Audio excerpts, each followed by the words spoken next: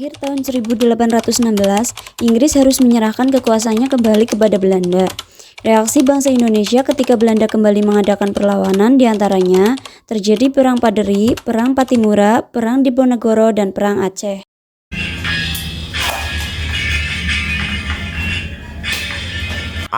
Prajurit Belanda, kita serang mereka. Serbu!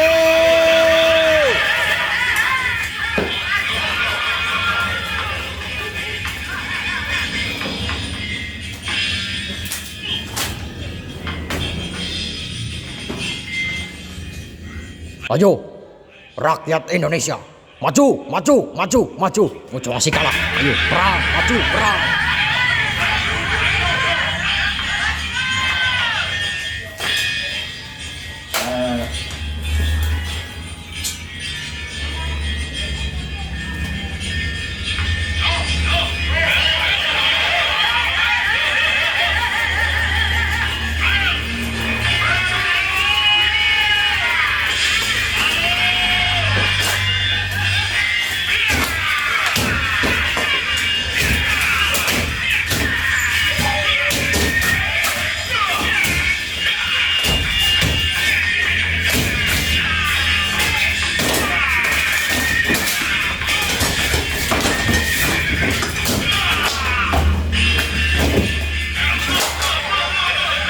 Banyaknya perang yang dilakukan oleh bangsa Indonesia itu berdampak kepada kas Belanda yang menjadi kosong.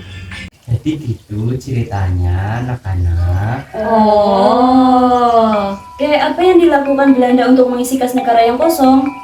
Mereka memperlakukan kultur stelsel dulu. Kultur stelsel itu apa? Jadi begini, pada zaman dahulu Usaha yang ditempuh oleh Belanda untuk mengisi kas negara yang kosong adalah dengan mendatangkan Van den Bosch, seorang ahli ekonomi bangsa Belanda ke Pulau Jawa. Van den Bosch ini mengusulkan kebijakan kultur stelsel atau tanam paksa untuk mengisi kas negara yang kosong.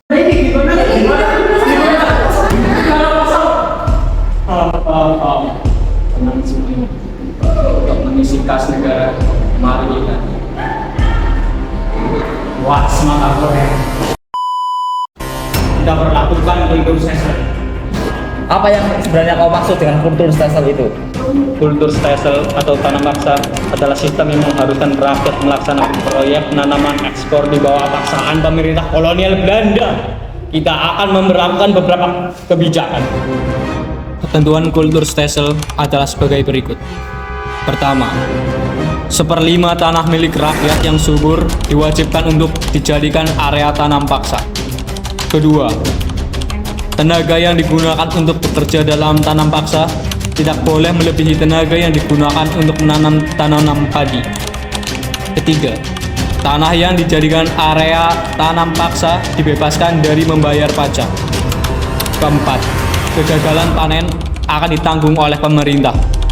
Kelima, hasil dari tanaman akan diserahkan kepada pemerintah. Keenam, apabila harga dari hasil panen taksir melebihi pajak, maka kelebihan akan dikembalikan kepada rakyat. Akan tetapi, dalam pelaksanaannya, ketentuan tersebut tidak dilaksanakan sepenuhnya. Banyak terjadi penyelewengan ketentuan, diantaranya Mister, jangan semua Mister, nanti kami makan apa Mister? Sang bodoh, it's your problem, not my problem.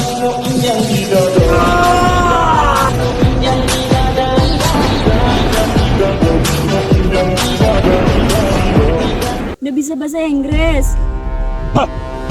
Itulah, itu kebijakan dari pemerintah. Kalian tinggal bikinnya saja. Panen kali ini harus berhasil ya. Kenapa, Mister? Panen kali ini harus berhasil. Jangan sampai gagal. Atau kalian yang akan menanggung akibatnya. Dan jangan lupa bayar pajak ya. Ternyata harga panen melebihi harga pajak. Wah, apakah Anda dadakan dengan saudara? Untuk apa? Tentu saja tidak. Kalau itu tidak akan bercepat kaya. Juga. Dasar Belanda serakah. ya begitulah adanya. apa saja dampak dari tanam paksa? Dampak tanam paksa bagi Belanda diantaranya kas Belanda semakin penuh, surplus pendapatan karena penerimaan uang lebih banyak daripada pengeluaran atau anggaran belanja. Hutang Belanda menjadi terlunasi dan perdagangan menjadi berkembang pesat. Sedangkan bagi rakyat Indonesia menyebabkan kelaparan dan wabah penyakit di mana-mana, sehingga angka kematian meningkat tajam. Ih, mereka kejam banget sih, gak ada simpatinya sama sekali.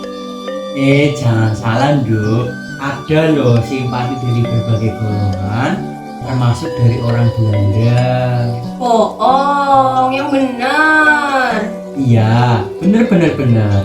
Pada zaman dahulu, Akibat dari pelaksanaan tanam paksa ini menimbulkan simpati dari berbagai golongan, diantaranya Pertama, golongan humanis Belanda. Edwardus Dekker dengan nama samarannya Multatuli. Ia menceritakan tentang dampak pelaksanaan tanam paksa dalam sebuah buku yang berjudul Max Havelaar. Baron van Hovel, seorang pendeta dari Belanda yang menaruh perhatian terhadap nasib rakyat Indonesia melalui khutbahnya di gereja-gereja.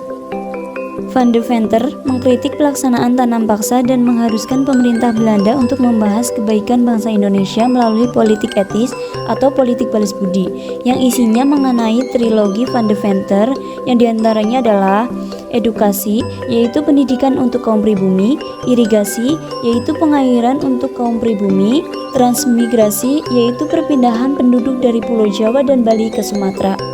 Kedua, golongan pemilik modal. Golongan kapitalitas atau pemilik modal di negara Belanda mendesak agar pemerintah Belanda menghapus pelaksanaan tanam paksa dan memperbolehkan para pemilik modal untuk menanamkan modalnya di Indonesia. Yang ketiga, golongan liberal di negeri Belanda. Golongan liberal bertindak sebagai pihak oposisi dalam pemerintahan Belanda. Golongan liberal ini mendesak agar tanam paksa dihapuskan karena dianggap telah mendatangkan penderitaan bagi bangsa Indonesia. Hal ini tidak sesuai dengan pelaksanaan paham liberal. banyaknya desakan itu membuat tanam paksa akhirnya bisa dihapuskan. Sebagai gantinya, mereka memberlakukan politik pintu terbuka.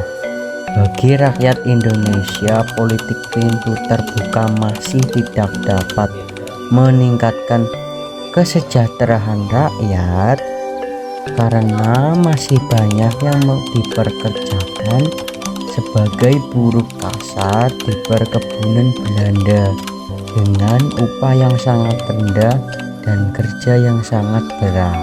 Wah, terima kasih banyak ya, Kek. Ceritanya seru banget. Iya, kita jadi tahu banyak tentang masa penjajahan Belanda di Indonesia.